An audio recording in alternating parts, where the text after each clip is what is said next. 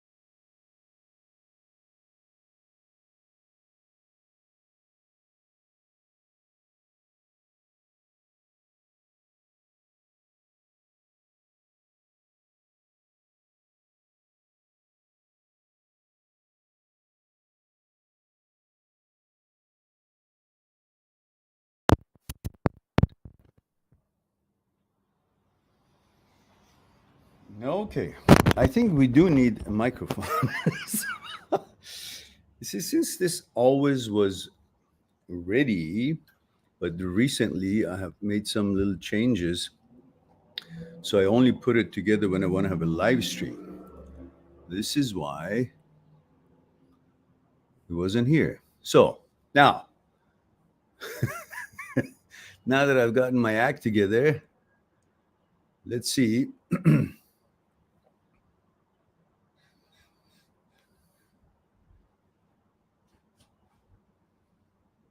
It's kind of weird. Maybe I should angle myself this way. All right, here we go. Perhaps that works. All right.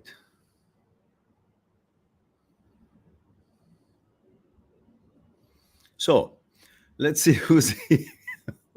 Who's here if nobody has left yet. And oh, you see what? Sorry, guys.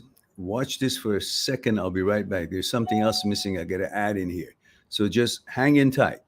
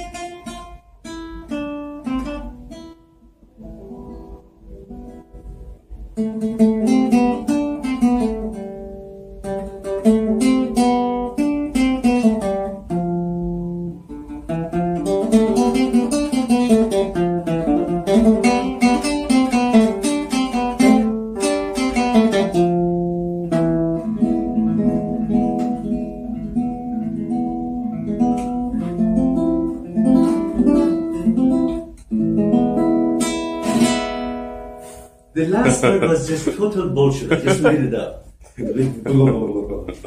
But the idea of being here just for a moment, just gonna forget every shit. And it's just good. Are you taping me? Okay.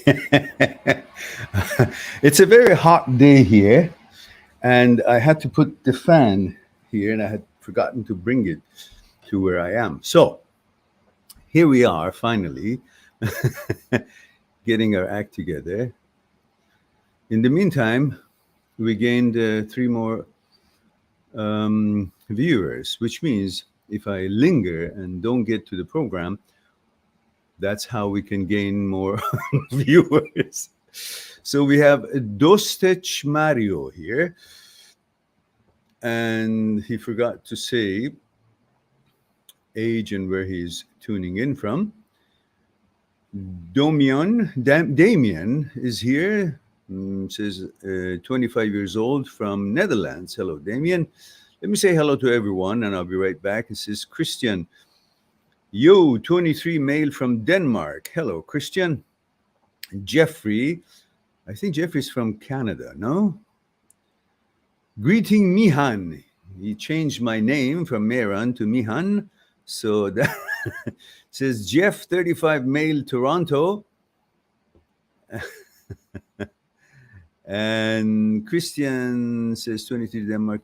Okay, so that's it. Let's go back to Dostesh. Says, is HOCD and TOCD, especially in case of man, a result of too much oversensitivity towards one masculinity? If so, what makes a man so oversensitive about his masculinity? No, it's not as a result of anything. It's just a malfunction in the signaling system of the brain. Your amygdala is trying to protect you, and it's overprotecting everything that is so important to you, including your gender, your inclination, and orientation. Therefore, OCD shows itself to you in different forms.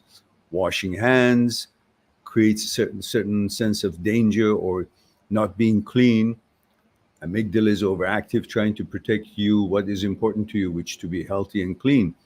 Could be checking the oven 5 million times before you leave your home, is because you don't want to cause any danger, anything burn, or to harm anyone. That's harm OCD, that's responsibility OCD. Or, your inclination for every man or woman is very important. So amygdala is going to try to protect that by sending emotional danger signals when there's not there. There's no dangers there, but it's trying to overdo it. Amygdala has been active since God knows when, millions of years ago, responsible for our safety and sending us signals for us to save us for survival.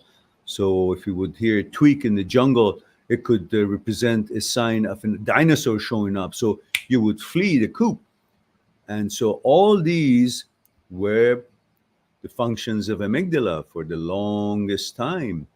And now, when it becomes overactive or certain sensitivity towards its triggering or protecting function of it, when it's still overly active in you, causes all kinds of malfunction in the signaling system, meaning there's nothing there, but it just keeps you alert.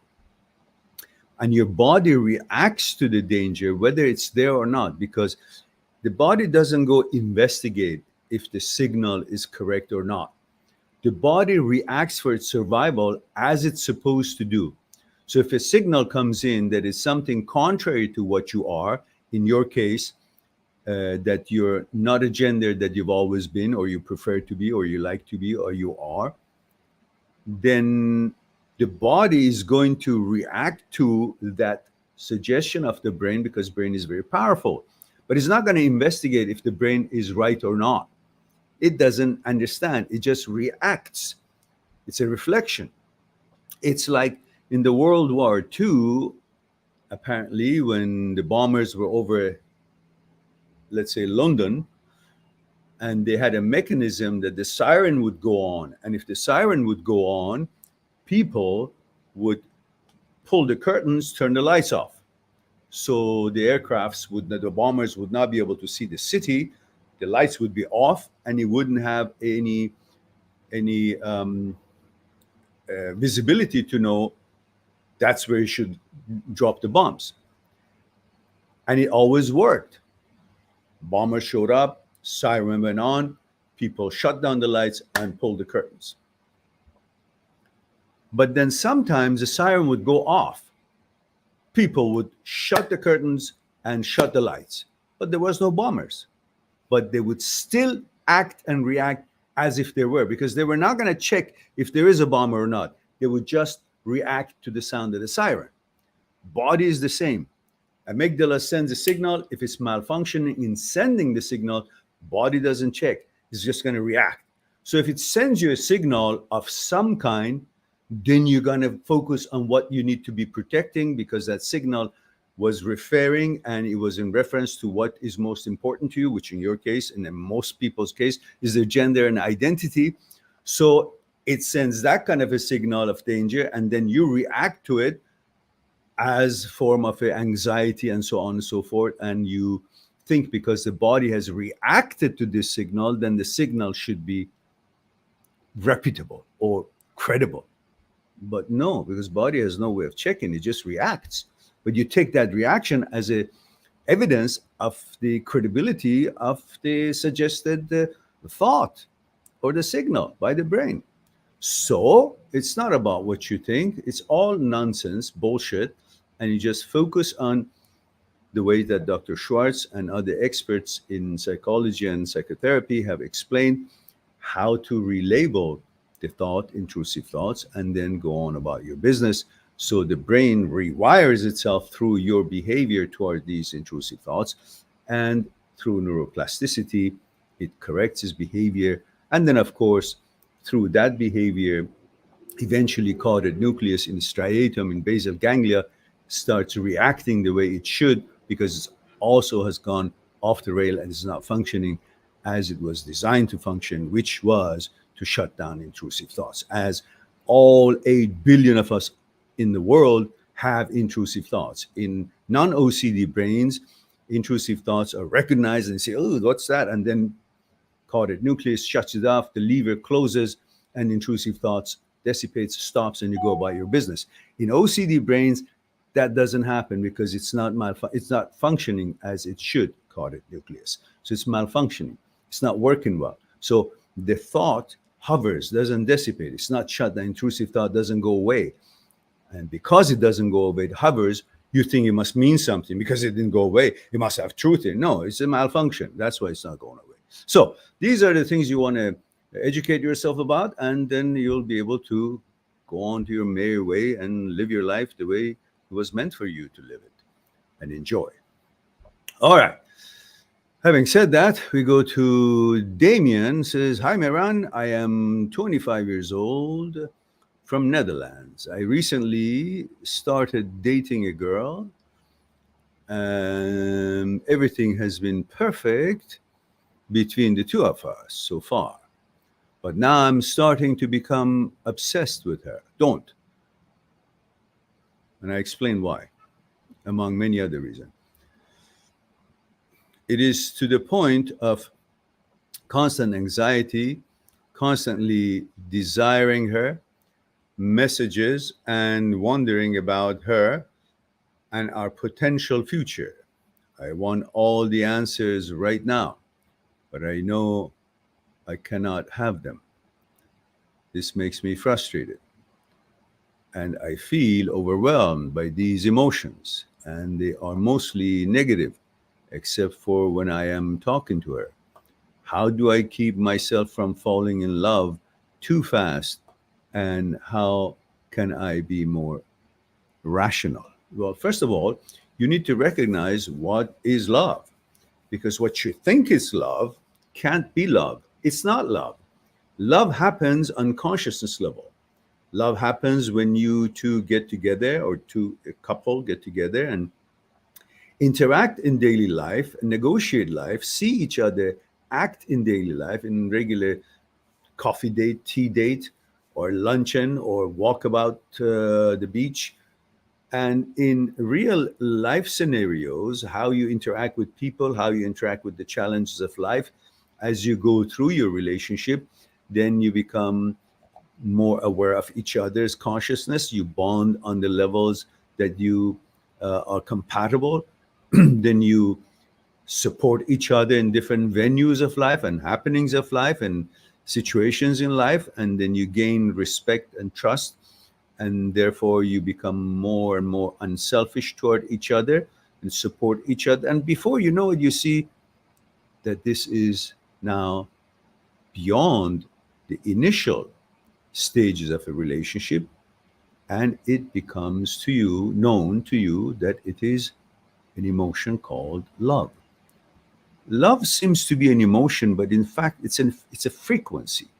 And that frequency of flow and interactiveness and compatibility and harmony, it's like when two music instruments are playing a tune, and then it gets to a point where they actually learn how to complement each other. That's when the frequency and the music is harmonized, and the frequency can be called love. the emotion of love.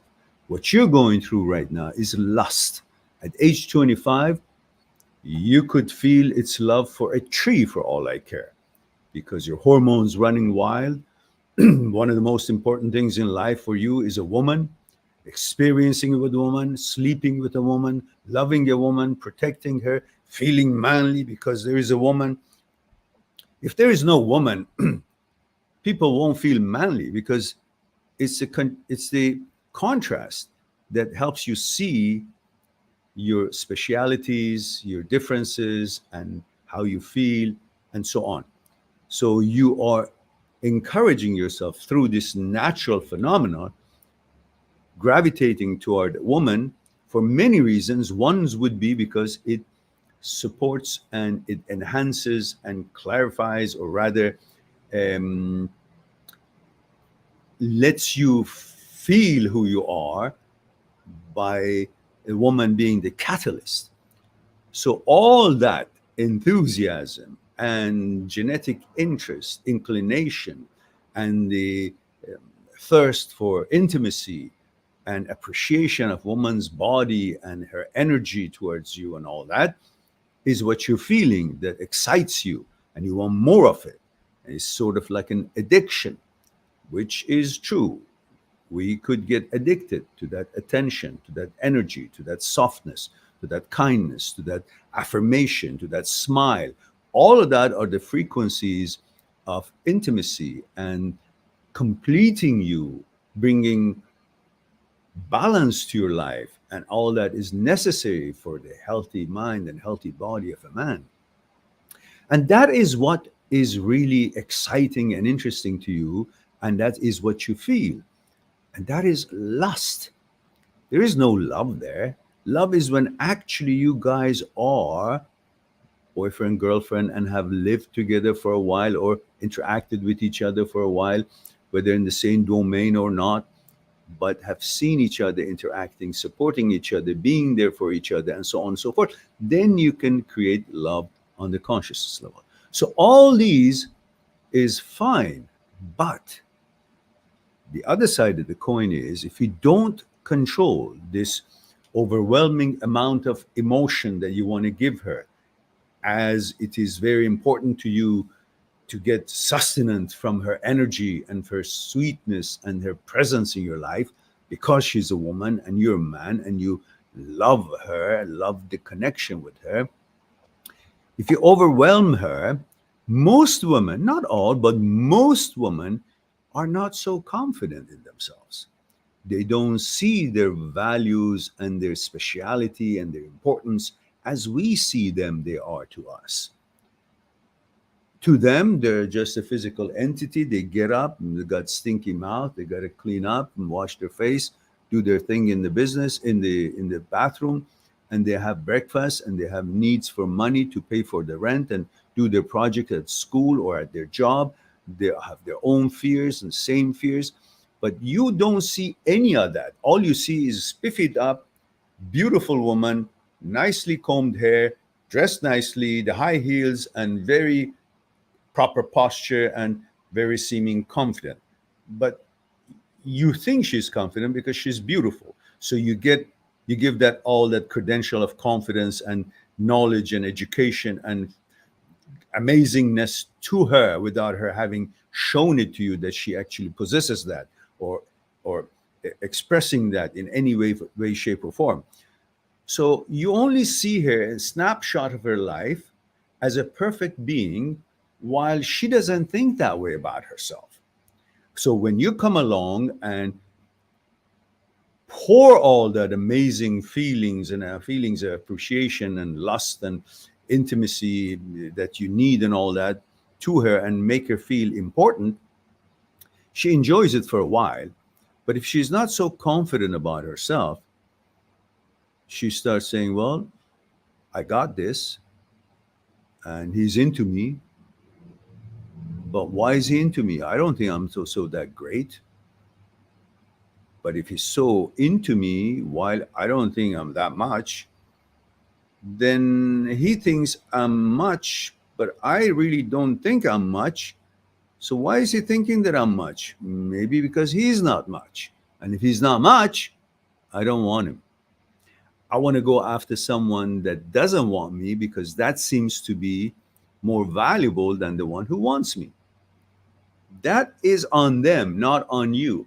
That is mentality of most women, that they are constantly trying to get assurance of their worth and value by pursuing someone who doesn't pay attention to them, to get their attentions and to feel assured of themselves.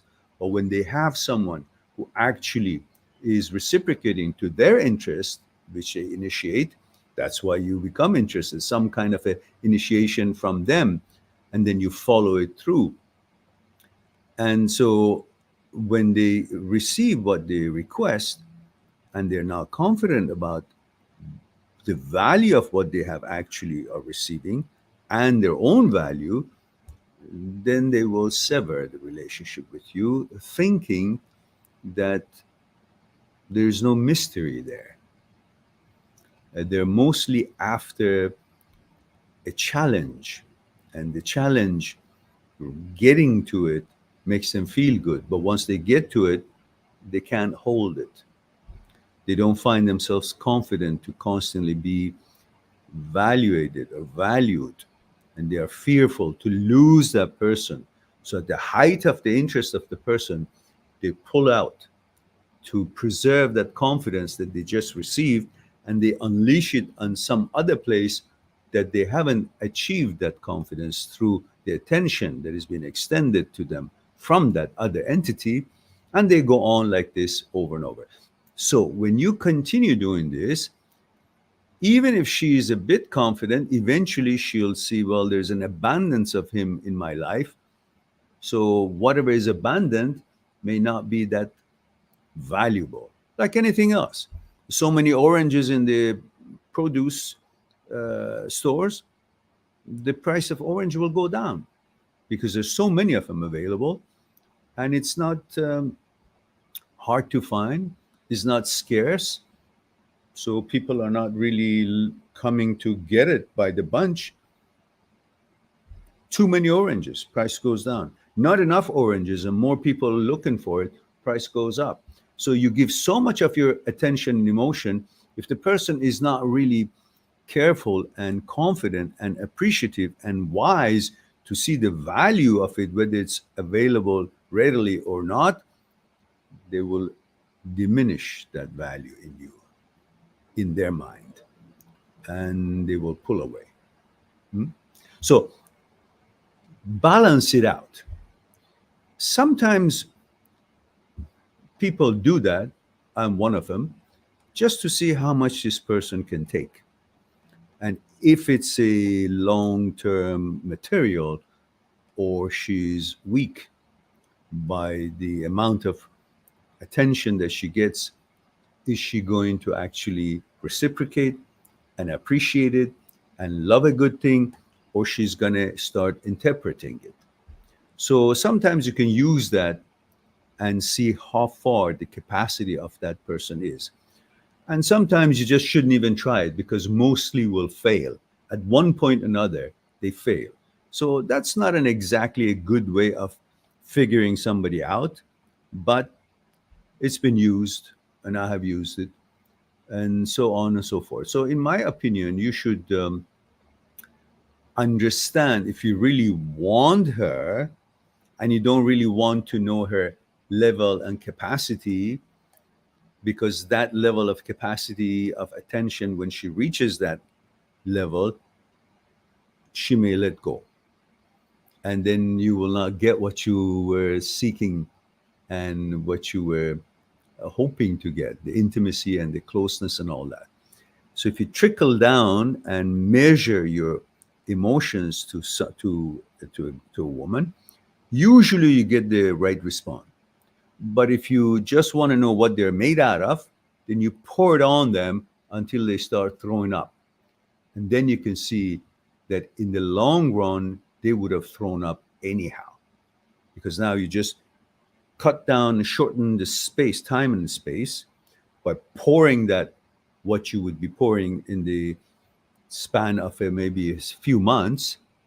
but you can see eventually what they would do in a year, they do it in about a few months, provided you unload all that emotion and attention, and you can see if they can take it, if they have the capacity, or they fold and they lose their confidence and they want to pursue other people or other opportunities. So measure it, and no matter how excited you are, which is mostly sexual, don't let her call you, let her approach you. Don't be so open until she has proven to you that she is worthy of your openness and pouring your abilities and services and whatever it is that you can offer to that relationship. Christian is 23 from Denmark. Says, I asked question last stream, but I really need in depth. Well, then go ahead and make an appointment with me on Skype, and then it'll be one-on-one, and then you will get detailed answers. Because here I can't really go into questions too deep because it's supposed to be short answers for short questions and so on and so forth. But let me see what you mean. Maybe I can help. Otherwise, all remember, I have a site. It is www.mindthatseekstruth.com. You can go on it, make an appointment for an hour. I usually, for first comers, new clients, give extra 30 minutes for the first session. So we'll have lots of time to get to know each other, ample time to explore what's concerning you one-on-one on Skype. So Christian says, yo, 23 male from Denmark. I asked question last stream, but I really need in-depth help on how to overcome health anxiety. I keep getting depressed about the thought that I might suffer from some disease. Listen, suffering from some disease is a realistic assumption that most of us would have to deal with during our lifetime. But not having come to, in its actuality, it's a futile experience and waste of energy. It's like saying, I have an anxiety of being attacked in the street, so I'm going to be walking like this everywhere, all the time. As soon as I come out of my apartment, I'm just going to be walking like this because I expect something might happen. It's exactly what you're doing. You will do this when there is an attacker. But when there is no, there's a possibility somebody would. But if it hasn't, you wouldn't unleash your arsenal, because by the time the attacker shows up, supposedly, you're so tired, you're going to fall apart. So this whole business of being anxious for something that might happen in the future is taking away your powers to bring yourself back to health, should that what you think ever happens, because you're exhausting yourself psychologically and physically for nothing. The brain living in a virtual world, to it, that virtual world that is swimming in is the world.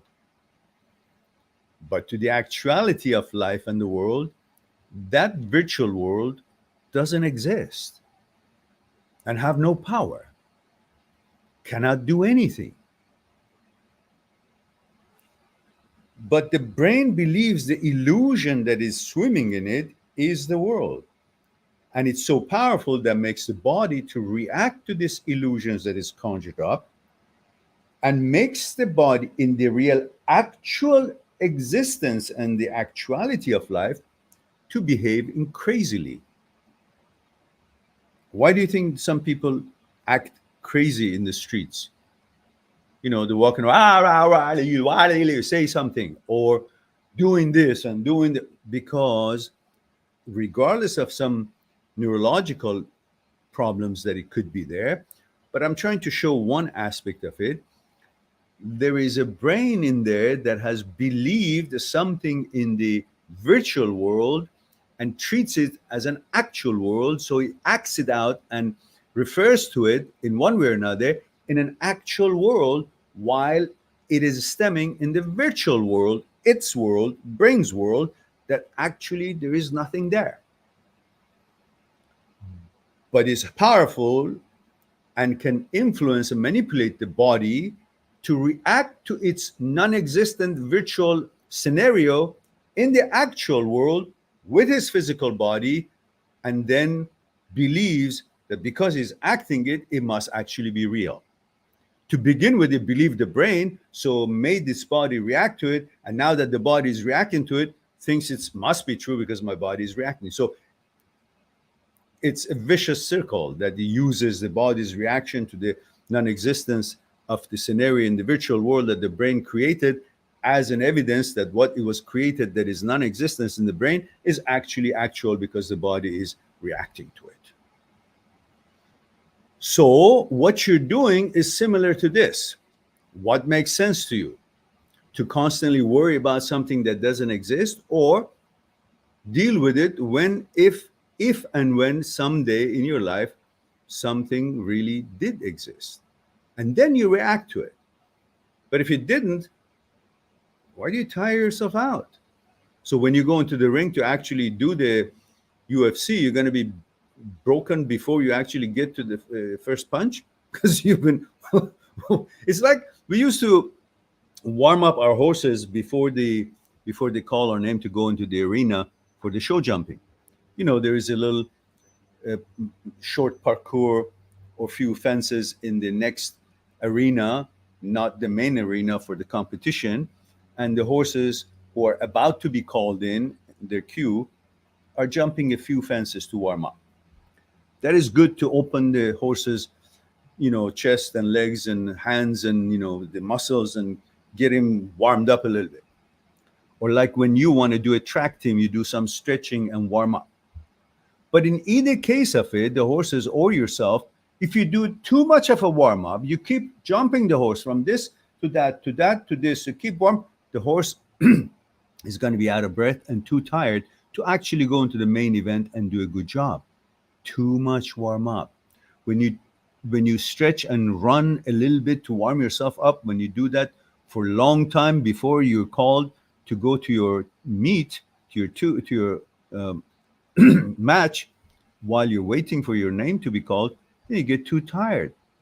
If you're doing the parallel bar fixes or gymnastics and you're doing too much of a warm up, jumping up and down so much, by the time they call your name to go to perform as your Olympian, position that you can't perform well because you've exhausted yourself by this too much preparation. So this is what you're doing. You're too much preparing yourself for something that isn't. You're going to be exhausted, and that exhaustion itself, it could cause you get psychologically sick. So stop that bullshit because it doesn't serve you anything, and it's like shooting the limited number of bullets that you have in your gun in the dark, and you don't know what you're shooting. Where you're shooting? Wait till you see the target, then you shoot. Right now, if anything happens in your life, then you'll deal with it. Right now, just do this to get your anxiety away. Double breathe using the parafacial nuclei system of breathing versus the pre-Butzinger complex, which is a normal breathing system. It's a normal breathing system. Parafacial nuclei is the one that allows you to manipulate your normal breathing system. And this is what you do to get rid of the anxiety right at the spot. You breathe in and make a double breathe. Hold and then exhale like this.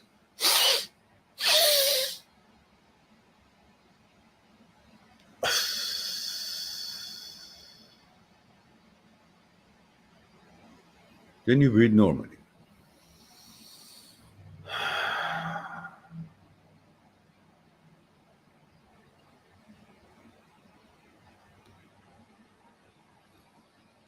I guarantee you, you do that, it's like a tranquilizer. Your brain slows down the overwhelming activities and you get balanced. Do it right now, just what I did. Breathe in,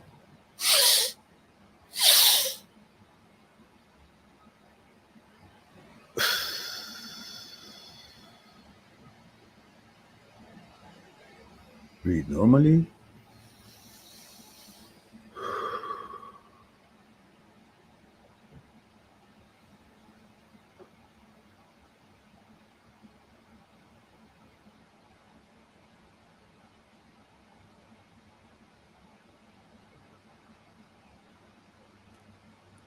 It's amazing. There are ways that we need to bring ourselves to health physically, and there are ways that we need to bring ourselves to health mentally. Meditation and such experiences, exercises as I just explained, as it is actually explained by Dr. Huberman in his podcast, you can learn a lot from him, and you will enjoy a balanced health, mental and physical, by proper exercises for each. Body has a rule and mind has a rule. In meditation, that's why we learn the rule of body and rule of mind, so we can have mind and body coordinated. And if you learn how to relax your mind, you will be able to be more successful in challenges that come to you. And most challenges in life are mental. Many are physical, but most are mental on day-to-day basis, small stuff that makes you think it's a big stuff and existing something that doesn't exist. So you need to focus on mental health rather than believing the virtual scenarios that the brain throws in because of overactiveness of possibly amygdala that is giving you all these danger signals and worries you in order to protect you. That's what it's designed for, but there is no danger.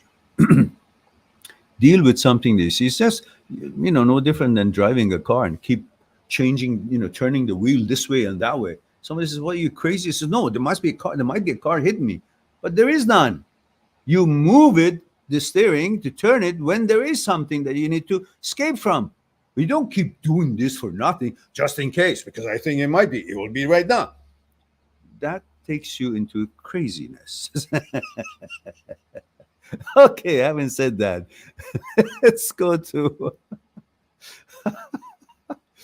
Okay, let's go to. Let's go to Jeffrey. Jeffrey doesn't have a question. Says, "Mayor, I'm so sorry. It's autocorrect." Okay, yeah. Correct your autocorrect. Again, our favorite screen thumbnail, "Holy shit," is here. It's such a balanced, respectful screen name. Holy shit says, "Hi, Meran, 33, male, Germany. Wie geht's heute? Geht's gut?" It says, "My question is, when faced with our own wrongdoings, feeling guilty, what helps to forgive yourself and become a better human?" This being a better human is some kind of a thing that is made up by humans. In the old days, everybody was killing everybody because that's how it was. They wanted to survive all wars and fights and take the sword out. And you disrespected me. Boom, boom. And all this ego was fucking us from the day one. And for that, so many people got killed. The kings went to wars because it disrespected me. Fuck you. Who the hell are you that you think you're so important that you disrespect us? So I'm going to kill a whole nation because me. What is me? So you say, to be a better human. To whose um, standards? Whose definition is better human? Most humans today are fine. They're not involved in murdering others or harming others. Most of us are just fine. Isn't that good enough? Now you have to become so guilty about, oh, I farted among these people. I must have disturbed them. I'm feeling guilty. I must go apologize to every one of them. Excuse me, sir, it was me who farted. Ah, madam, I'm sorry. I passed a wind here. What the hell is it that you're so on your case? You made a mistake, but you didn't want to make that mistake. In the heat of the moment, you said something or you caused something unknowingly that could be detrimental to some benefit of some other person in some way, but not a detrimental way. Nobody got hurt. Nobody got sick because you poisoned them. Nobody got injured. Nobody got killed. What is this guilt about? It's mostly about your own selfishness, that you want to be considered a good person in the eye of the watcher. You have created someone and some entity outside of you looking at you and watching your behavior and judging you. And for that watcher, you want to look good and you want to be righteous. So you want to apologize to everybody and make sure you don't do anything. And just because maybe I put my finger up my nose and somebody must have seen it, maybe that was obnoxious, so I feel guilty. And all these things is because you want the watcher to give you kudos so you feel good in the eyes of the watcher. But who's the watcher? Is your own fucking thoughts that has gone out there looking backward at you. There is no fucking watcher. And if there is a God, God is too busy to look at your fucking ass to see what you're doing. You're not that important. I'm not that important. Nobody's that important. So if there is a universe, there is a God, there is an entity that you believe in, it's got more important thing to do than watching if you actually farted somewhere or you cause some kind of a menial harm to someone that you feel guilty about. But you think the scope is on you and the binoculars are on you, and you now have to clean this what you did that you find it might have been your fault, so that watcher who is watching you and judging you will give you, oh, he's a good boy, and you will get favors in your life and so on and so forth. It's your fear that has created that, and that thing that you're thinking is watching you is your own thoughts that is watching you. Your thoughts judging your thoughts. And that's what you're creating, and you keep doing that, you go crazy. So stop becoming so responsible for everybody's misfortune. As long as you don't intend to harm anyone, to damage anyone, and you're trying to do your best with most logical and legal ways, then if something happens that is not to the best advantage of the others but didn't harm anyone, what's the feeling of a guilty? You're probably talking about some maybe relationship. Same thing. You're being goody two shoes, and all because you think something is judging you, and that what's judging you is your own thoughts and your own consciousness. Stop that shit. Means nothing. Do your best. Intend harming no one in any way, shape, or form, but you can be yourself and make decisions that is good for yourself, and just make because you made decision that is suitable for you, that doesn't mean you intended to harm anyone. So get that out of your head and live your life. All right. And forgive yourself. Who are you to forgive yourself? You didn't intend to go and beat the crap out of someone that you now say, oh, I feel guilty. Maybe something happened. Let's say go extreme. A fight happened in the street and you got caught up and you had to defend yourself. Now you ended up just, hitting the guy because you were defending yourself, not that you were intruding in their space. It just happened you had to defend yourself and something happened there. Well, it's sad, and obviously you'll be cleared from any wrongdoing, but what's there to forgive yourself? You're a human being. You're supposed to function. You're constantly trying to say, I'm guilty, I'm sorry, I forgive myself. That's a selfishness, that you constantly want to have this attention, either from others or from your own thoughts about yourself. That you constantly want to feel like, see, the watcher, I'm a good person. I'm sorry, I'm guilty. I'm feeling bad about this. It's constantly you're looking for attention. That's selfishness. Let that go. Have good intentions, do your best, and whatever happens, You didn't mean it and you didn't intend to harm anyone. So if you happen to feel guilty for some relationship or something that you think someone's emotions were kind of hurt, you then okay, you say, I'm sorry, I didn't mean it. You're very important, very valuable to me, and of course I hope you don't think that I did it on purpose, that I don't know, rejected you or didn't want to go to coffee with you or didn't buy this for you or told you fuck off or whatever it is that you said. So you can have an apology, but forgiving yourself, it's a bit of a fucked up way of saying I'm special. What do you want to forgive yourself for? Of course, you should forgive yourself. Who else deserves to be forgiven but yourself when you realize that you did something wrong? And so I apologized to the person that was affected, and now it's time for me to forgive myself. Yeah, that's it. But trying to make a big deal out of it that I must repent now, go to 40 years of meditation because I harmed an ant.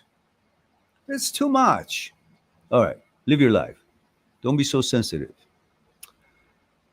Rushi Patel says, hello, General. Hello, soldier. Says, it's Rushi. Hope you remember me. Kind of.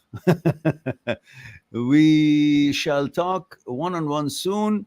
Just giving up heads up in advance. Okay, fair enough, Rushi. Let me see if we have chatted before. Let me look at my Skype here. Rushi.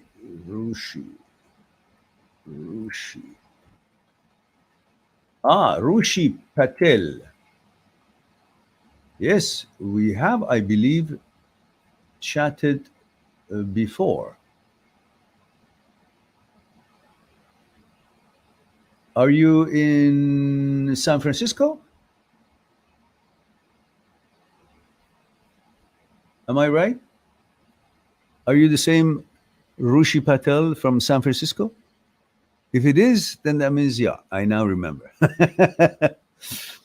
And Sizra Altamash, that sounds Turkish, is it? Says, hi, Meran, I was waiting for you. All right. I was expecting you. Jeffrey says, Jeff, 35, male, Toronto. How do you think COVID pandemic, post-pandemic life has affected dating? People are scared of shaking hands, let alone kissing or talking. This bullshit has ruined people's life. And as long as we have this stupid government, this party in charge of the government, we're all doomed. As soon as we vote them out and other patriot parties will become the government, we'll be in far better shape than this asshole running the country. All right. Jordi says, hi, Meran. How do you define a high value man? Most vloggers talk about making maximum 6 figures. In my past, most girlfriends leave me for man with higher income. So is this the primary variable? Well, your problem is that you're following what those women who are seeking more economical comfort or money that a man has as the benchmark or as the type of girl that is suitable to you. You're missing the point. People have different values. Just because many women are incapable of appreciating higher values in life and they only value money, I'm not saying money is not valuable, it's very important. But when they actually tune their sensitivity towards what they're looking for to one thing, and that is money, that's not the girl you should be looking for. You should be looking for someone who's looking the values in your interpersonal abilities, in your persona. And when that matches, then you guys can offer whatever else expertise you have, whether it's economic abilities whatnot, and you deal with it together. Because you can find a rich woman, let's say, and she has lots of money and wears lots of jewelry and so on. But your relationship is not with her money and the jewelry and the way she looks, even. Your physical sexuality and intimacy may be affected definitely with the way she looks. But your relationship and the stage of relationship and quality of relationship has pretty much nothing to do with how much money she's got, because the relationship is not happening between your wallet and her purse.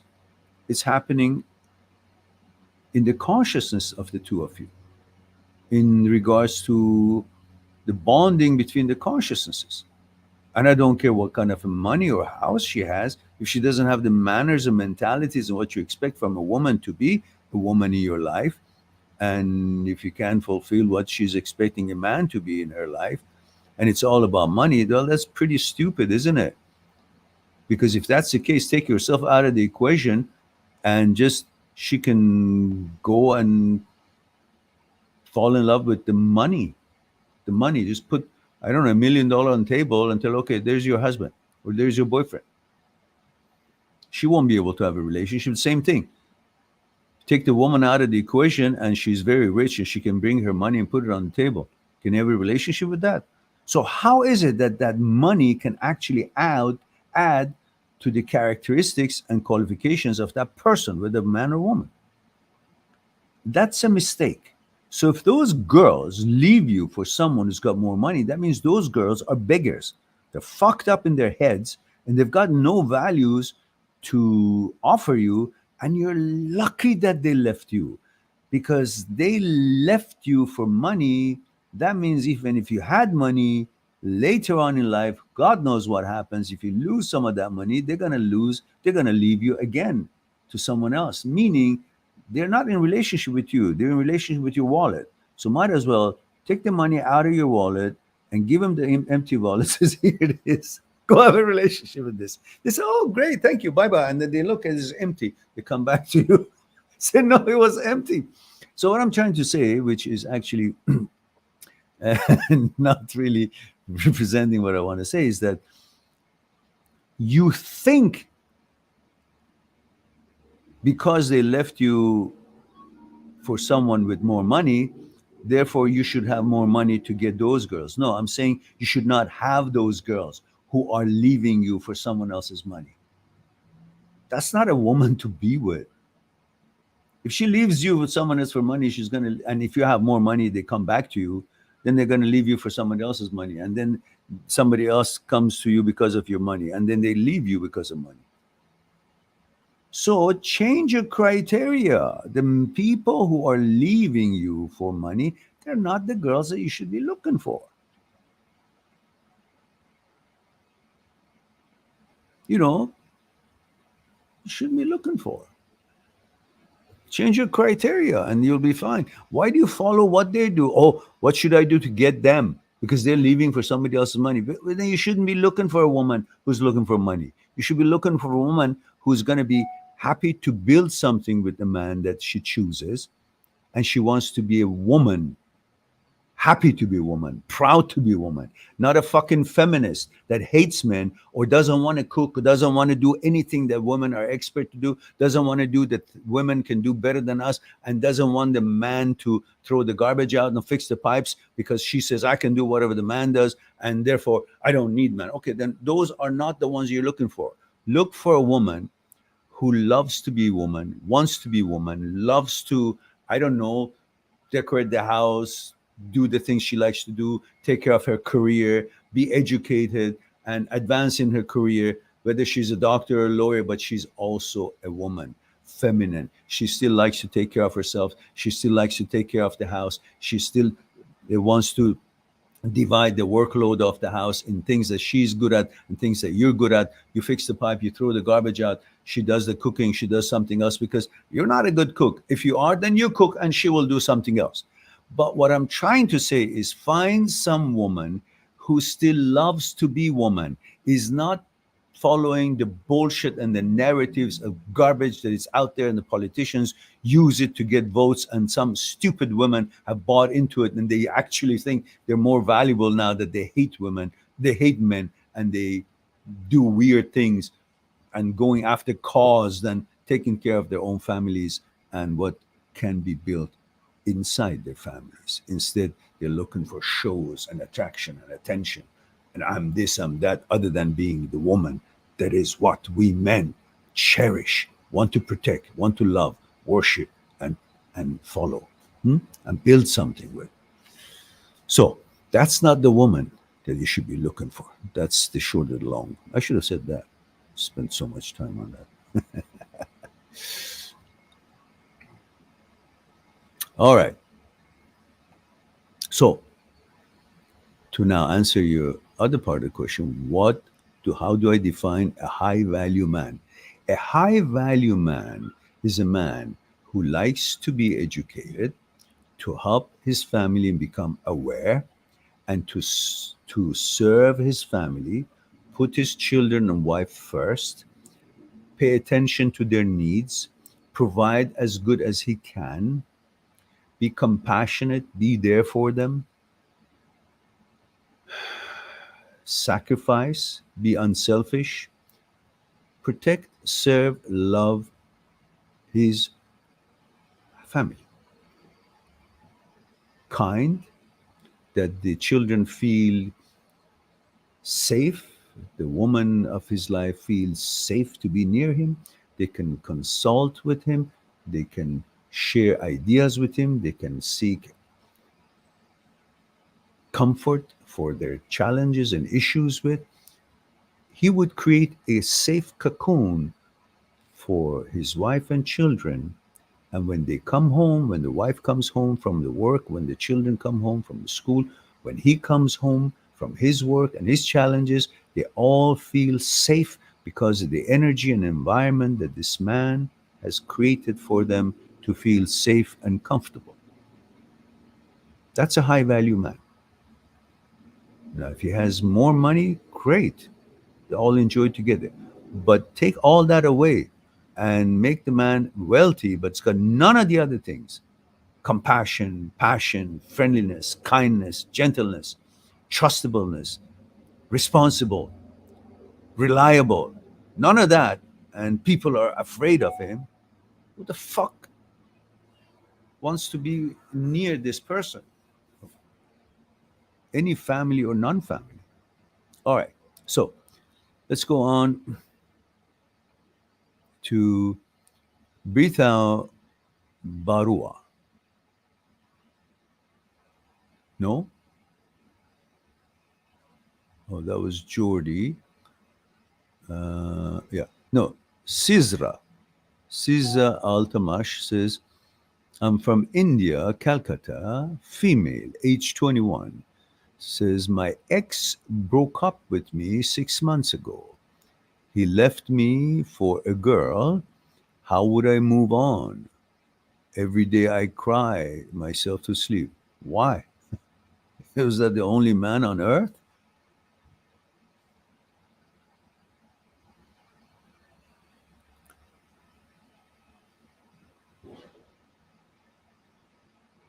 Was that the only man on earth? What do you mean, how do I move on?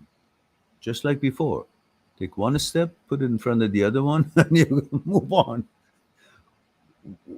Who made him to be the air you breathe, or the food you eat, or the education that you have, or the future that you can build? I mean, we're all important to each other's life. A woman is very important in my life, and a man is very important to a woman's life, but they're not everything. The man is still capable to do all other things by himself, and the woman is still capable to do all things by herself. And they can provide for themselves, they can educate themselves, they can have a career, they can feed themselves. The emotional part, if it's not working and resonating on the same level, then go find another one. And you're in India. What? 1.3 billion people, and you're telling me there's only the one fucking guy and that was it? And you should be crying all day long for this asshole? That's it?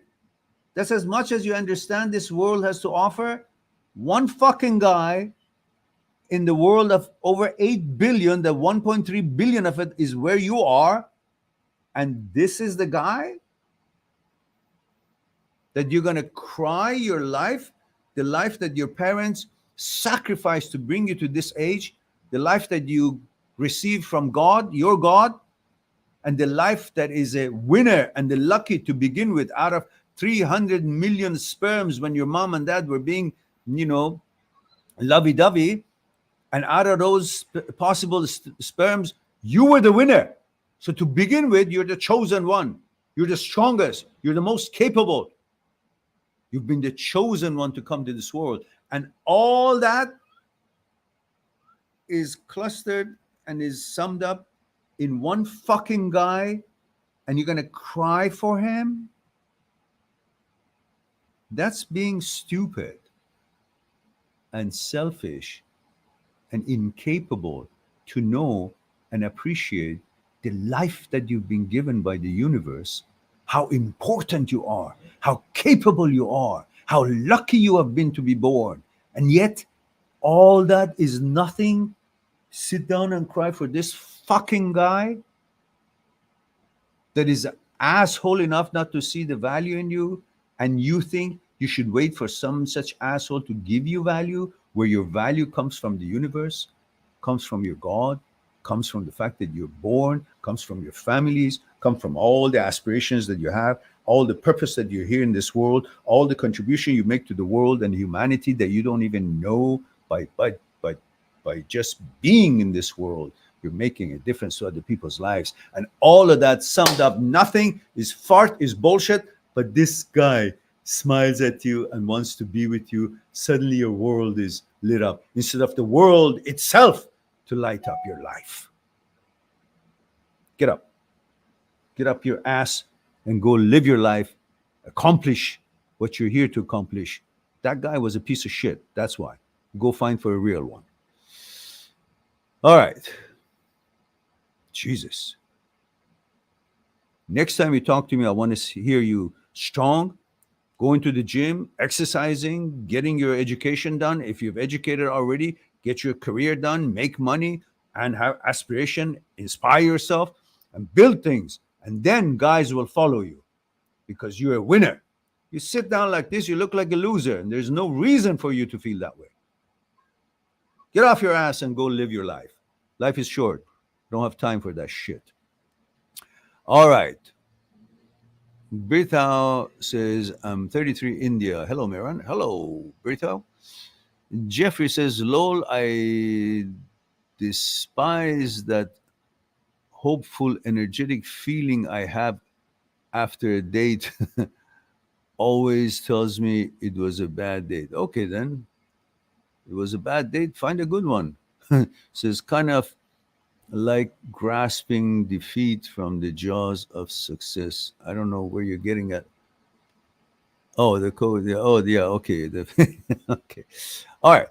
So Orlando Osuna says, Orlando Osuna 45, Albuquerque, New Mexico, USA. Hello, Orlando. Thanks for being here. And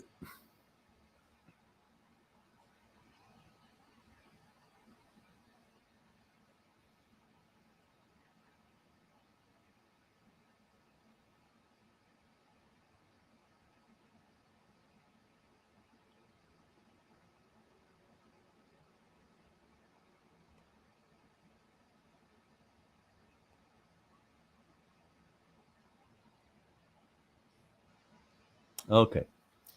Brita Barua says, I'm 33, India. When I become intimate with my girlfriend, my previous intimate experiences with my ex-girlfriend start running in my mind. This becomes very disturbing for me. Why? You're having a threesome. And what's wrong with that? Enjoy it. Don't worry. Some women are sleeping with their man and they're thinking about laundry or where they'd have to take the children, to, I don't know, to function or to school or to activities. They're not there. Not everybody's 100% there when they're making love. Some are, some aren't. But so if you happen to be thinking about your ex-girlfriend when you're with your other girlfriend, that's all right. Doesn't matter. Enjoy. Either way. Don't Try to change it. Don't change it for anything. It must have an experience on its own. It's a fun time, so have fun with it. No problems. You're being too serious. All right. Bulls Capital.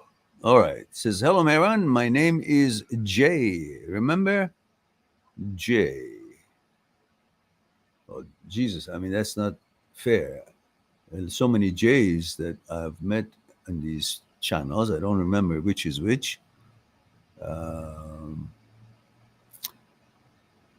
Nuri Jahan, Nur Jahan Rani says 19 male India says I get triggered lots of anxiety while dealing with what? Oh, LBGTQ stuff in phones, outside world, and I have OCD in phones. What does that mean? LGBTQ stuff in phones, outside world. Look, you don't have to have any problem with anybody. I mean, just live and let live. Whoever is doesn't concern you. Whatever their lifestyle is, it is. You have your own lifestyle. They have their own lifestyle. So they could have intrusive thoughts about what they're not, and they could have intrusive thoughts about what you're not. It shouldn't be a problem. You shouldn't believe your brain is separate than you. You're not the brain. You watch my other videos about OCD and HOCD and whatnot, it'll explain. Otherwise, I can't go through the whole narratives of all these other videos that I've created. I've put all the videos for you guys free of charge 24/7. Just go on my search engine of my channel, put in HOCD, and you'll see so many videos, and then choose according to title which one's going to best answer your question. Watch those. Otherwise, you don't have to have an anxiety. People are different, so they can live their lives and you live your life. Why should you have anxiety? Somebody is homosexual, somebody is heterosexual, somebody is some other, whatever they want to be, they want to be. It doesn't change you just because it comes to your mind that there are other people that are different from you. Okay, what? It doesn't, whatever you think, it's not going to cause you to change to anything just because it came to my mind. I noticed them. It gives me anxiety. No, just because it came to your brain doesn't mean you're going to be changing to anything that you don't want to be changing to, that you're not accustomed to, that you're not inclined to, that your gender is different. You're just going to remain what it is. But these things may not be pleasant to you, as many other thoughts are not pleasant to other people. But it's thoughts. That's all it is. That's the extent of it. Thoughts. Thought doesn't mean you. Thought doesn't make you change. Thought doesn't mean anything. Thoughts are thoughts. Thoughts are not intellect. Thoughts are not smart. Thoughts are coming from an organ in your entity called brain. And brain is like an organ, like liver, like kidney. They have their function. Its function is to make thoughts. It doesn't know what it makes. It makes all kinds of thoughts according to whatever information has seeped into its consciousness that is available in the world. But that doesn't mean that information being your consciousness, that you're aware of it, has anything to do with who you are, what you're going to be, or what you could be changed to. It's like thinking about a rocket and the rocket scientists and the engines, and then you say, oh, I just thought of it, then I'm an engineer now, or I'm a scientist now. Oh, what that? It just came to your brain. That idea that somebody invented something, or somebody created something, or somebody is interested in some food, or somebody is interested in some kind of a different sexuality, that doesn't make you that thought. So what? Your fears of not being what you don't want to be may focus on it, but still doesn't change you from whatever you are to whatever the thought is suggesting. Stop thinking that the brain is you or you are the brain. It's irrelevant. Brain makes thoughts, 80, 90,000 thoughts a day, and none of them are relevant to you. It's like a bazaar. You go to the bazaar, you see so many stores, you pass by every one of them because you have no business with them. You go to the store that you got something that you want to buy. But the rest of them, you just pass by. Same thing. Thoughts are coming 80, 90,000 times a day. You just see if any of them are useful to you, choose them. But just because you notice that they're there doesn't mean, oh, I should be now anxious. You're going to change me. No. You are the ultimate power, not the brain, because you have the power of choice and veto. Brain doesn't have the power. Brain can suggest or throw things it doesn't even know what it's suggesting, what thought it makes. But you are the only one that has the intellect. You're the awareness, because you choose or you veto a thought or the usefulness of it. So you choose it or you let it fall by the wayside by not paying attention to it because you find it not useful to you. That's all. The anxiety is because he wants to protect you, but doesn't mean just because your anxiety that means you should be enough. No, anxiety is your mechanism that says, "Oh, that's not you," so you be aware of it. Okay, I'm aware of it. Thank you very much. Bye bye. You go on about your business. Don't be so sensitive about thoughts. Thoughts mean nothing. They're just like farts. They come and go, and that's how you treat them. All right. E says, "Hi, sir. How are you, sir? Thank you, E." Says, "Sir, I have started disregarding but failing with difficult contents of OCD as I get scared and start doing compulsion." I just explained it just to Noor Jaha, and you can just watch this, and that will explain to you as well. Because the problem with you is that you're interpreting these thoughts, you're interpreting these suggestions, you're interpreting what it means that came to your head, you're interpreting the OCD. Don't interpret anything. Observe. Something came to my mind. Okay, something came to my mind. Now you're interpreting it. What does it mean? Why did it come? What it has to do with me? Or maybe something in my past, or maybe in my unconscious, or maybe I'm in denial. All this shit, bullshit, is what confuses people. Just look at it for what it is. Don't interpret it. It's not perception of what comes to your brain. It's just that, okay, something came to my brain. That's it. It's like a color comes to your mind, or color. You don't interpret the color. Okay, that's a color, yellow, red. Okay. You say, what does yellow mean? Why did it come to my mind? Is something in my past was yellow? What the fuck? Observe and go. Don't interpret, don't perceive. A color comes to your mind, comes to your head. That's how you treat nothing. Color. There's no meaning to it. You observe the color came to my mind. Okay. Now, intrusive thought should be treated exactly like if a color showed up, a thought showed up, intrusive or otherwise, a thought showed up. Okay, thought showed up. I noticed a thought showed up. That's it. I go about my business, what I was focusing on, what I was intending to, what I set out to accomplish. But not that now I got to interpret this. No, you don't interpret the color. You don't interpret any thought that shows up that you're not interested in. But you notice it and you label it. Oh, that was color yellow. Thank you. That's the extent of your attention to it.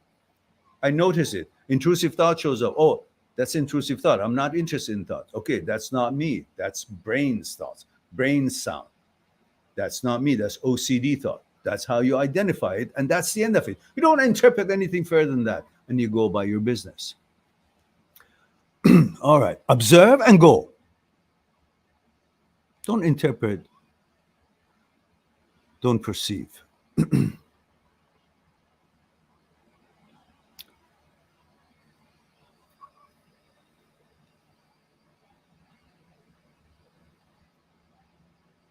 Damien says, "Thank you for your advice, Mehran. By the way, your voice sounds like Charles Aznavour. He was a famous French." I know. Yeah. Hey, come on. My voice is much better than Charles Aznavour. He can dream of it. All right. And we have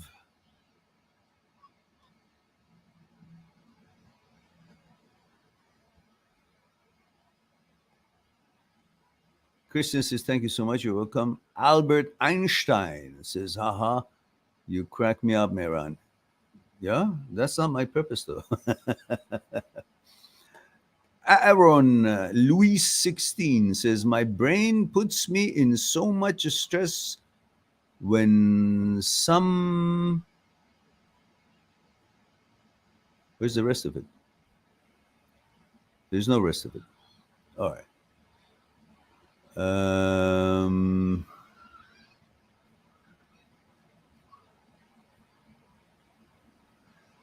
My brain puts me in so much stress when so okay. Your brain is just an organ. You should not take your brain seriously. Your brain is full of shit. I mean, everybody's brain. Watch this video that I've made for all of you that I hope you have watched it. If you haven't, you should. This opens up your knowledge and the things you got to know in dealing with intrusive thought and understanding the brain and you and the separation between brain and you. It's got lots of information that you can use. It's a long video, but take your tea or coffee and sit down and pay attention. There's lots of information there that is going to serve you well. I took a long effort to make this video a long time ago. It's made on the project and the video that Dr. Ignar had collected from the experiences that world famous neurosurgeons have done, like Dr. Sperry, Dr. Penfield, Dr. Owen, Dr. Libet, and their experiences in laboratory that shows the accuracy of the discussions of Aristotle 1,000 years ago in regards to dualism versus materialism. And now modern science through neuroscience have proven what Aristotle was talking about, that there is something beyond the brain and there are aspects of mind and you that the brain cannot even reach. Not even brain is not intellect, not even brain is not you, and not even materialism is not correct as far as what they claim that atoms are void. There's only atom and void. There's either something or nothing.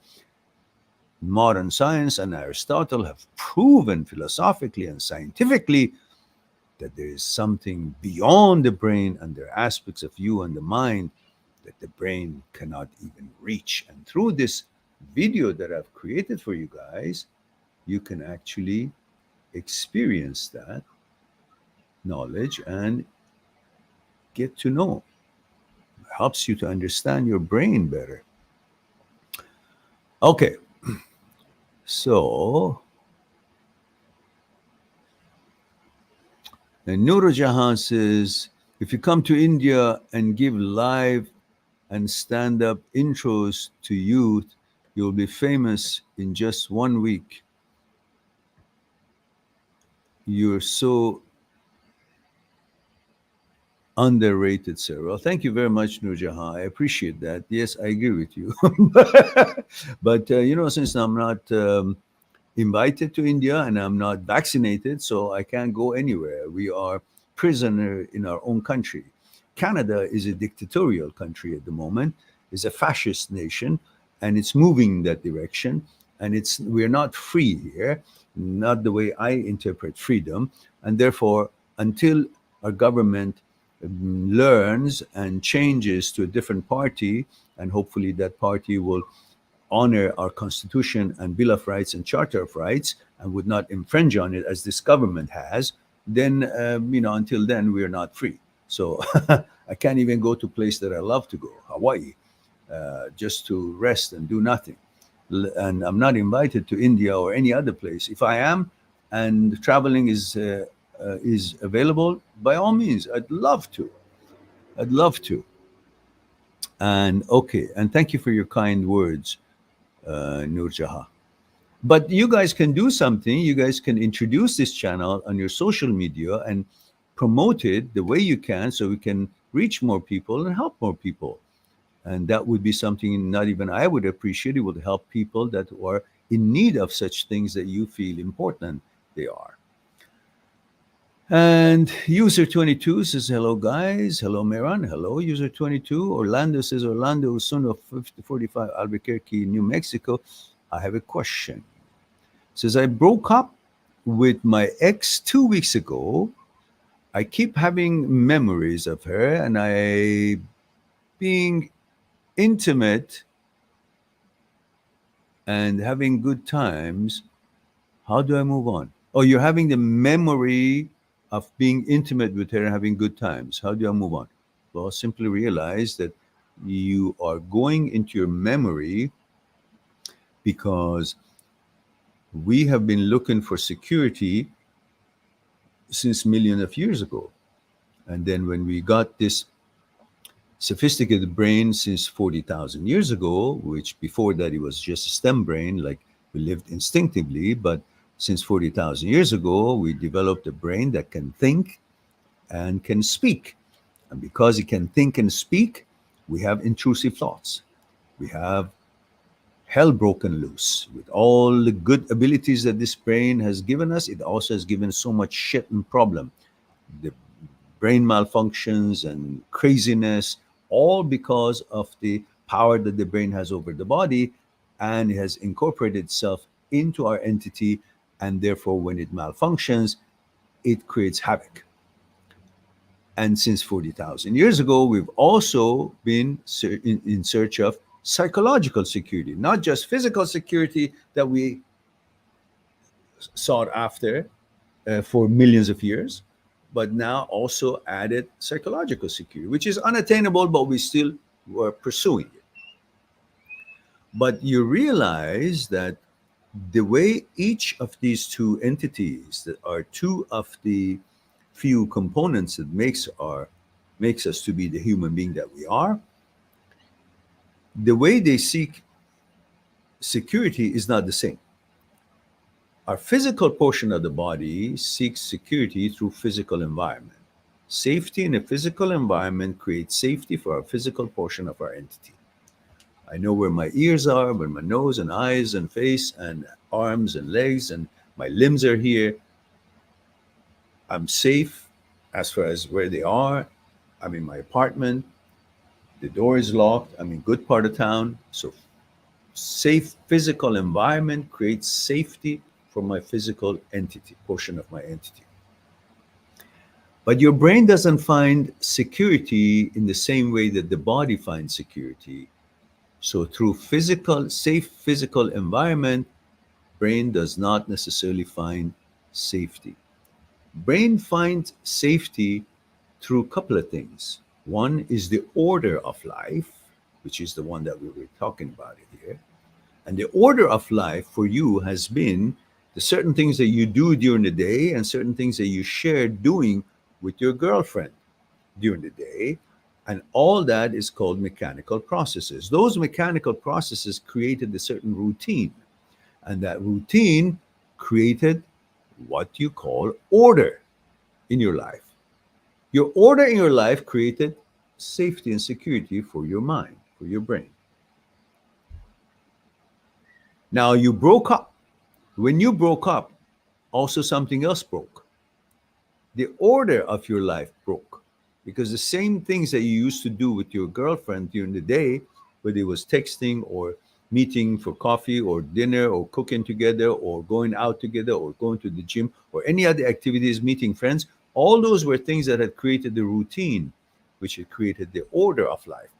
When you broke up, that also broke down because you can't be doing those things with her anymore. She's not in the picture. So the order of life broke, which means the security of the brain broke down. The mind cannot find security anymore. Now, I call mind and brain in this particular discussion as the same word, but in reality, mind and brain are different. But for the purpose of this discussion, we use the same word. So the mind lost its security because the order was broken. And it didn't have the order to find itself, housing itself, and be busy with that order of life. So it is now doesn't have an order, which means it doesn't have a place to feel secure. So what does it do? It goes to the only place that can find that old order still available. Where? In the memory. Because in the memory, the order has been recorded because we are recorded. We record 24/7. We record everything.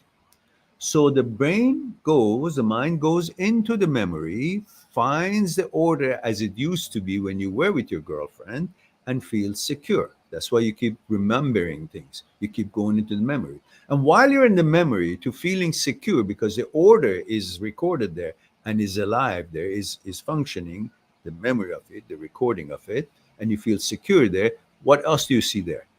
You see your girlfriend because it's part of the order. So when you see the girlfriend, it triggers the prerequisites necessary for desire to be born, which is also recorded as a file in your memory. When that's triggered, all the prerequisites that's necessary for desire to be born will be replenished and refreshed. And your brain thinks that all those prerequisites has now met again. It doesn't know it's a memory. It feels it's met again. Now it's time, therefore, as a consequence, as a result of that, I will desire her again. So you desire her because the prerequisites file for creating desire has been triggered and is active again. Why? Because you were in the memory to find security, and in the memory, she was there. So it triggers, and desire is born. Now you miss her. So the key is for you to create new order, new things you want to do, new mechanical process, new things you like to do, new things you like to accomplish, and you get busy with in life. So you create new routine, and new routine creates new order. And that when you have a new order, your brain doesn't need to go to the memory to find security, because you find security in that new order that you just created with a new behavior and new habits and new hobbies and new life and new mechanical processes. Then you will not be constantly in there thinking of her and missing her and so on and so forth. All right. I wonder if you guys can hear all these things in any other podcast. And I wonder why you guys don't crowd this channel and make it million subscribers instead of 25,000. And I know the channels who actually carry on bullshit and don't give you anything, they have a million subscribers. Yet you guys appreciate it, but we are still here. So either I'm shadow banned or you can counter it by promoting this channel through your social media, any which way that you can find to make this channel to reach more people, get more subscribers, and help more people. All right.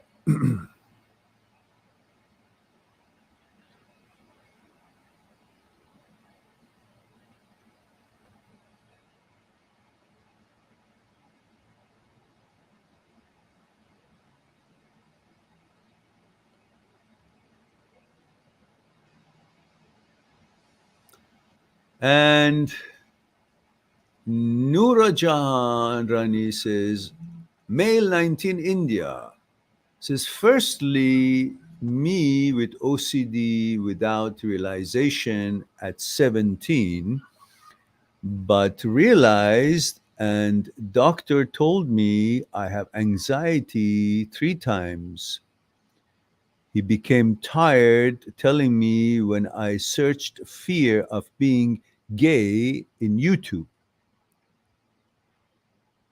You came, when you came and told you're not your brain and move on, I literally believed that you're fake and not even believe in you. After 2 years, I realize you're great and no one can explain OCD clearly other than Mehran.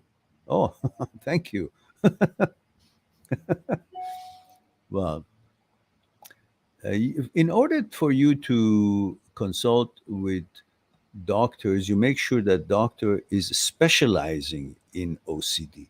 Not every psychologist knows about OCD. They are not educated in OCD necessarily just because they're psychologists. So you want to contact specialists such as Dr. Jan Weiner, such as Dr. Schwartz, such as Dr. Philipson. These are experts in OCD and OCD subsets. And therefore, not just every psychologist knows about brain and OCD subsets, harm OCD, responsibility OCD, religiosity OCD, homosexual OCD, sexual orientation OCD. It used to be called homosexual OCD, now it's called sexual orientation OCD, HOCD, all these. So I'm delighted that you have been watching the videos and you have realized that there is a separation between brain and you, and you're not the brain, and brain is not you. Brain has its own sounds, and those sounds are not you, and they're not coming from intellect. Brain has no intellect. It's a machine. So it malfunctions and garbage is out, and you happen to believe it because it's so powerful that that thought and suggestion affects the body and the body reacts in some way, and you take that reaction as an evidence that what the brain suggested was correct. No, it's not. It's just the power that the brain has can manipulate and make the body react to what it thinks and what it says and what it suggests. But what it says and what it thinks and what it suggests, it's got no credibility to begin with, but the body reacts to it. It's like when you go to a doctor and the doctor says, put your knee on the other knee, and you cross your legs, and they get a little rubber hammer and hits it on your knee, and suddenly, boom, the leg goes up. You didn't want the leg go up, but because that was affected and the reaction is a reflection, not your choice, not truth, not fact, not intention, but it's a reflection, it's a reaction. So the brain conjure up, spits out a thought, and the body reacts to it as a reaction, as a reflex. So you take that reflex as, oh, that's an evidence that the brain was correct. See, my body reacted. But your body is not you. You have a mind, you have an awareness, and that's separate from the brain and separate from the body. So you can't be mixing the two. That's why I want you to watch this video that I put in here. That is, what is it? You're not the brain, and brain is not you. And I put the link there for you guys to. Did I not put the link there? I did put the link there. This is the link. Put it again. All right. Who else is here?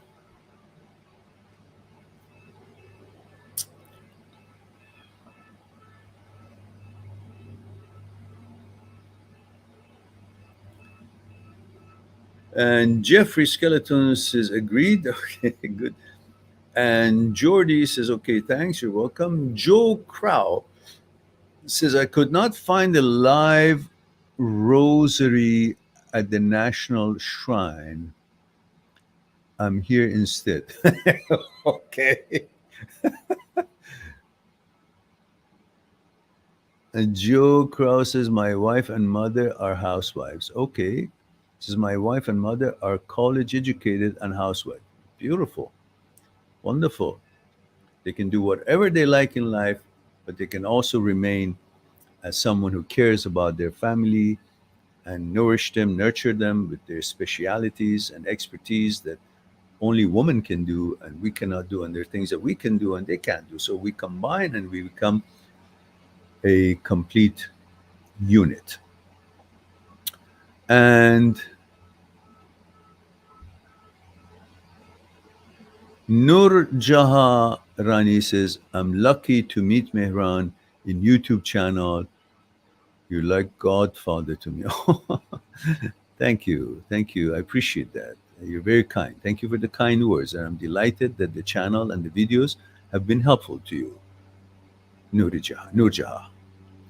Okay, now we go to Albert Einstein says, very true. Okay, I don't know what that is, but thank you. It's all about perspective. Okay.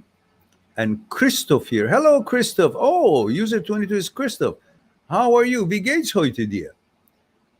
Orlando says, hi, Mehran. Can you please help me with my question above? Orlando Osuna, male 45, Albuquerque. I think I did, didn't I? Orlando, I believe I did. Yes. Yes, I did. I did explain that.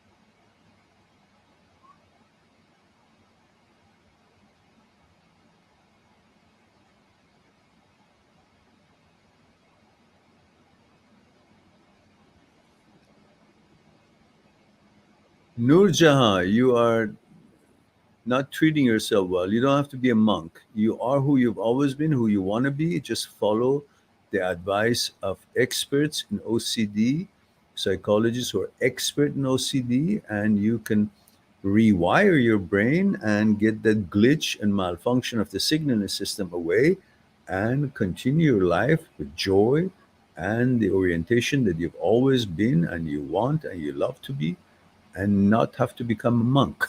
So don't overdo it. Girls will miss you. And T says, every time I try to refocus, I keep coming back. Refocus to what?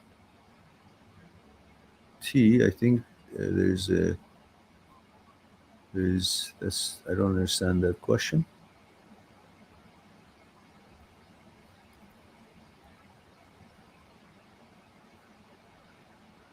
Orlando says, thank you, Miran, for your reply. You're quite welcome.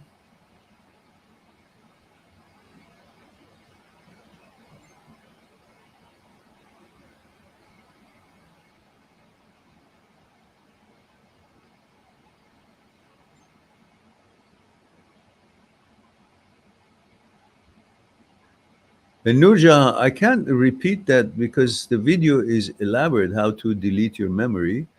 And you need to watch it again to understand it because it'll take a long time for me to explain it here. Simply understand that the more you do of something, you become really good at it. So if it's a bad thing, it's not good for you, but you keep doing it, you become really good at doing something that is not good for you. But if it's a good thing, let's say, I don't know, something that is positive, like you play piano, you keep playing it, you become really good at it because you keep playing it.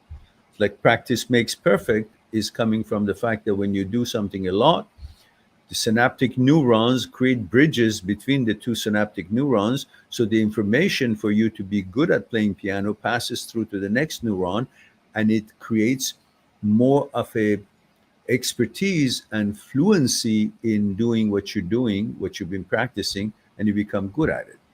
But when you don't play piano for a while, then after a while, the brain, glial cells that flow through the synaptic neurons, especially when you sleep at nights, when the brain shrinks about 6 to 60%, they can go around and see what synaptic neurons that have not been active for a while. They mark it with a protein called C1q, and then when the brain has shrunk enough at nighttime, microglial cells go and find those synaptic neuron bridges between two synaptic neurons that are marked with CQ1. They're the ones that are not active. They're not being used. You're not playing piano anymore, so it doesn't need you to be there for you to be good at playing piano. It's not working. You're not playing it. So you're not using those synaptic neurons. You're not using those bridges between synaptic neurons to pass through that information about how to become a good pianist. Therefore, they've been marked with the CQ1, and then they're destroyed because they find them, they're marked, and the ones that are marked, they will be destroyed. So those synaptic neurons lose the bridges for that kind of activity, for becoming an expert in playing piano, and then it can be used for you to learn something else, such as tennis or something else that you want to learn. So through doing something a lot, you become good at it. Through not doing something a lot, the system goes and takes care of it, and you become not so good at it anymore. So if you keep thinking about intrusive thoughts, you become good at thinking. It becomes your habit, because neuroscience of habit comes into the picture, and what you do a lot of stimulates the habit center. We will do it for as a compulsion, but then you will do, every time you do it as a compulsion, the obsession, you do the compulsion for the obsession, but every time you do the compulsion, you feel good about it, and that feeling good about it secretes dopamine, which is on the other circle in the striatum, which is called reward center. So every time you do a compulsion for obsession, you get and that stimulates dopamine center, reward center, secretes dopamine. And after a while, you no longer are doing it for the obsession. You're not doing the compulsion for the obsession. You're doing the compulsion to get the dopamine, because dopamine is addictive. So lo and behold, after a while, you're just doing that what you used to do, washing hands or flicking this light switch or whatever else you're doing often, thinking about intrusive thoughts often, to get the dopamine, because when you think about it, you feel, oh, okay, I handled it. It's okay. It's explained now. Okay, I'm satisfied now. I'm okay. I'm assured. And then you get the dopamine. And then after a while, you keep doing it all for dopamine. You're no longer doing the compulsion for obsession or to get the dopamine. You're doing it because it becomes your habit, because the habit center is right on top of the reward center, which is right on top of the goal finding center. So, goal finding center, you do the compulsion, stimulates the reward center, you get the dopamine, and that stimulates the habit center. Eventually, it becomes your habit, and what you're doing is got nothing to do with the obsession anymore, nothing to do with the dopamine anymore. You're doing it because it's your habit. That becomes a little bit more difficult to get rid of. So that's why you want to become aware of all these so you won't allow things that are not good for you to become your habit, which makes it more difficult to get rid of it. All right.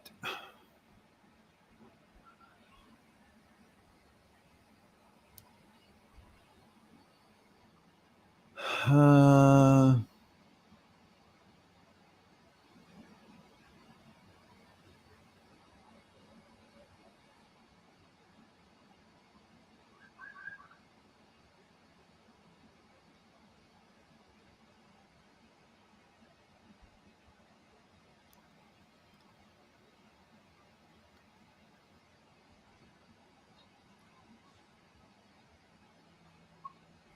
okay. So I guess the last question. After is here, male 40 UK, says, Hi, Miran. I love listening and getting your advice on many matters of the heart. I will always be grateful. My question is, are you happy, retired? What do you do in between talks? Well, I do videos, I trim videos, I have my consultation at mind@6truth.com, which I put the link here. People make appointments from around the world to talk to me in regards to their relationship breakup problems or OCD or subsets of OCD. We discuss their issues or some other issues that they might be having. And for 30 years, I was involved and still am in some ways in real estate, but my passion and my love and my research is focused on what I'm doing here. That is why I'm very encouraged or interested to get this channel to a success level that it would take all my time and leave no other time for doing anything else, including whatever else it might be there. So other than that, I go to the gym, and no, I'm not retired. I am still hopeful to put my projects together. This whole business that happened in the world stopped the whole hopefulness of being invited here and there and go and do speeches and discuss the topics of discussion, such as breakups, such as OCDs and subsets of OCDs, and mind and body coordination and energy of the universe and our energy and all the other things that is important for us human beings to achieve that homeostasis state, that balance that we're looking for. And so, no, I'm not retired, and I'm looking forward to be able to expand my channel and my practice and to be able to chat with more people on Skype and help them to answer their questions and concerns one on Skype. So if you guys can help to expand the exposure of this channel on your social media and whatnot, it would be greatly appreciated. It helps the cause, helps other people to know that they're not alone and that there is a place and there is a entity that they can make an appointment or come to watch the channel free of charge and get some of the questions that they have answered.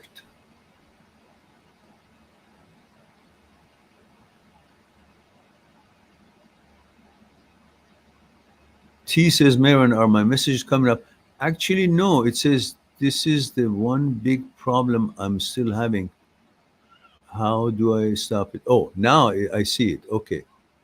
It did come out. It says, T says, I'm a 21-year-old male, and whenever I have good sexual thoughts about women, it gets interrupted by intrusive thoughts. It doesn't matter.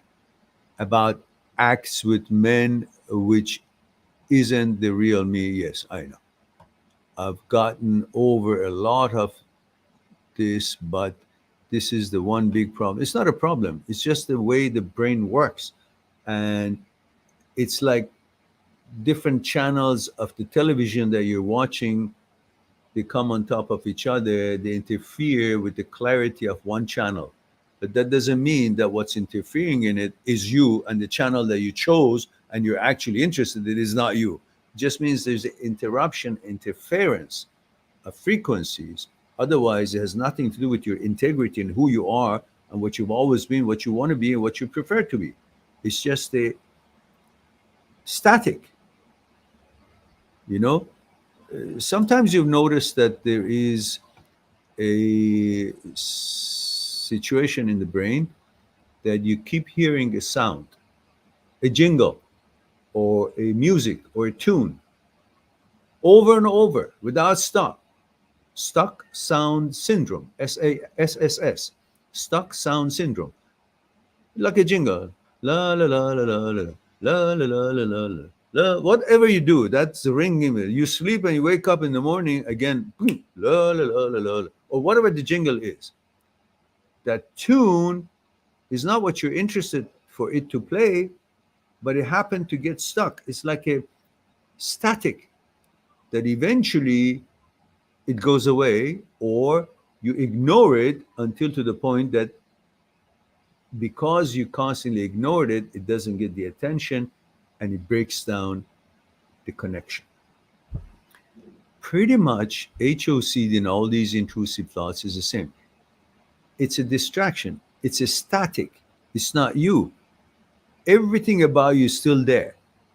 It's just not so clear because something is interfering with the reception. It's like you're watching a game through your window. There's a soccer field outside your window and you're watching, but then you can't see it well. But the game is still going on. Only the window is not so clean because it's foggy or debris or some bird passed by and just shit all over it. As long as you don't clean the window, it looks murky. But the game is still genuine and the game is still the same. All the rules the same. Nothing has changed there. You just can't see it well because it's cloudy and the window is not so clean and it's got debris. It's got to be cleaned up. So statics and these intrusive thoughts are not going to change you in any way, shape, or form. The truth of you is still there. It's just making statics for you not to be so have it so visible for you. That's all. Otherwise, nothing in actuality has changed. No trees, no buildings, no ocean have been disappeared or changed to mountain or something that's never been there because the window is dirty or the window is not so cleaned up. They're still there. I just got to get rid of the statics. That's all. Once I get the flies away from the window, I can see through. I can see the ocean, the trees, and all the things that was there. I can see the game pretty well clear. They don't change. What you are in reality does not change because intrusive thoughts shows up. You just got to deal with the intrusive thoughts as a statics and how you can clear that so everything else hasn't gone anywhere. You're just distracted from it. That's all. So learn how to deal with OCD and OCD subsets, and that'll take care of it. So you haven't changed. You will not change. You'll still the same, and you'll always be the same. It's just distracted because of this distraction of the brain throwing these statics. Stuck sound syndrome. All right. I don't know, Joe Crow. You keep sending these things. I don't know what it means. Some missionary John Chow did this, visited this island. I don't know what it means. So I'm sorry, I'm not going to address it because I don't know what it stands for. And we have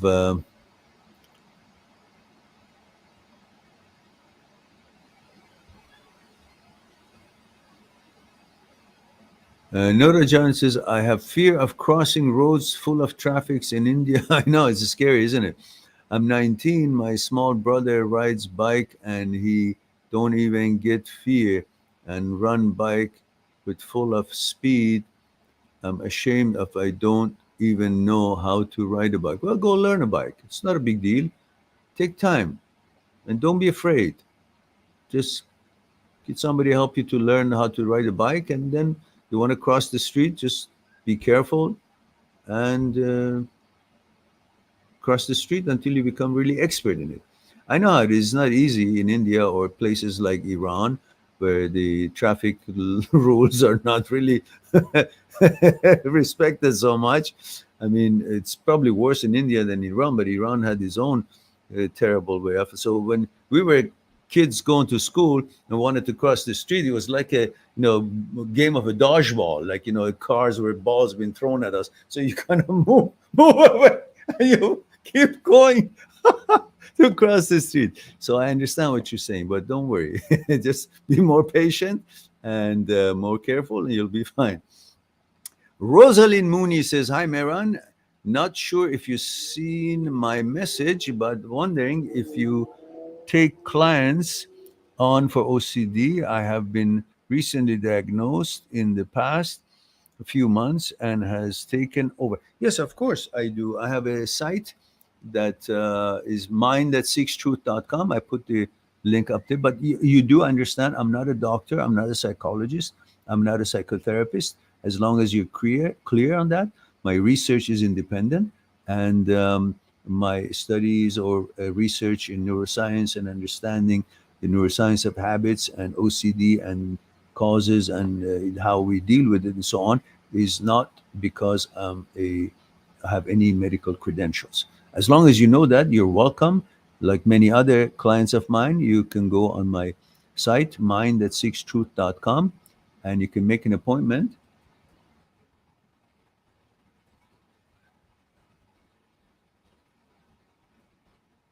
And we can discuss what's concerning you in those regards one-on-one on Skype. And here's the link for you.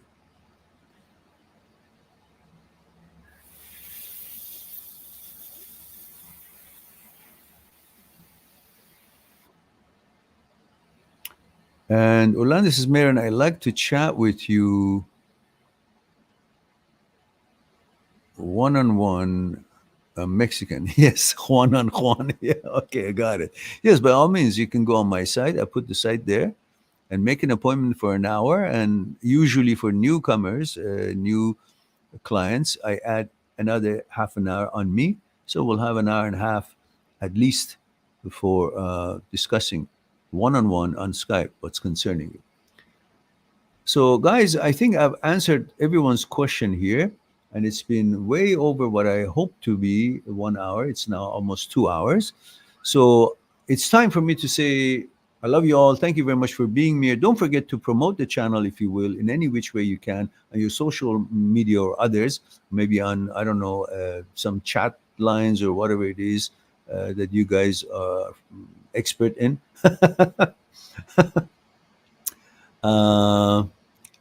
And Joe Crow says perhaps there could be on a discussion on long distance breakups with relatives. By all means, yeah, these are all part of what I do, and you're more than welcome. Make an appointment, and we'll discuss it on the Skype appointment one-on-one.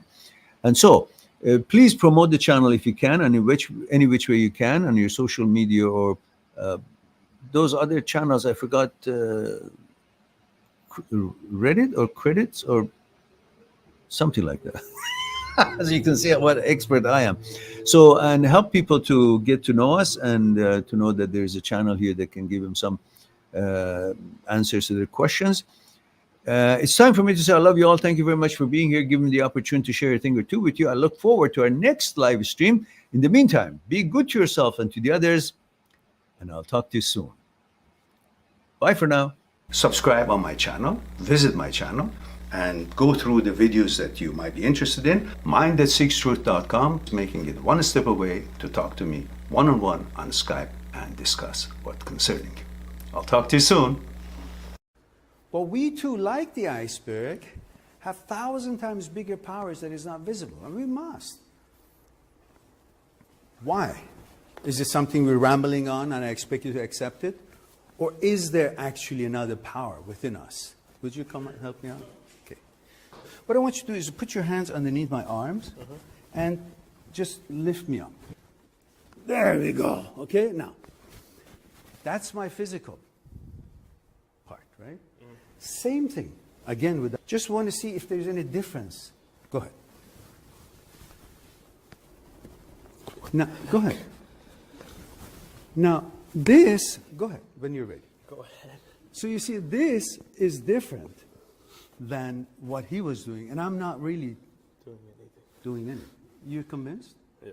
So are you guys convinced that there is something other than, thank you. Thank you very much.